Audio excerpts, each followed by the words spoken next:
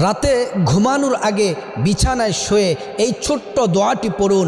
প্রিয় নবী মুহাম্মদ সাল্লাল্লাহু আলাইহি ওয়াসাল্লামের পবিত্র জবান মোবারকে বলছেন, আল্লাহর কোনো বান্দাবান্দি রাতে শুয়ে বিছানায় ঘুমানোর আগে এই দোয়াটি যদি পড়ে আল্লাহ তাআলা জীবনের সমস্ত গুনাহগুলো মাফ করে দিবেন। দোয়াটি হলো, লা ইলাহা ইল্লাল্লাহু ওয়াহদাহু লা শারীকা লাহু লাহুল মুলকু ওয়া লাহুল হামদ ওয়া হুয়া আলা কুল্লি শাইইন কাদির ওয়া লা হাওলা ওয়া লা কুওয়াতা ইল্লা বিল্লাহ সুবহানাল্লাহি ওয়ালহামদুলিল্লাহি ওয়া লা ইলাহা ইল্লাল্লাহু ওয়াল্লাহু আকবার। আল্লাহর রাসূল বলছেন, যদি রাতে ঘুমানোর আগে এই দোয়াটি পড়ে কোনো নর নারী এই দোয়াটি পরে যদি ঘুমায়, সমুদ্রের ফেনা পরিমাণ যদি গুনাহ থাকে আল্লাহ তাআলা গুনাহগুলা মাফ করে দিবেন।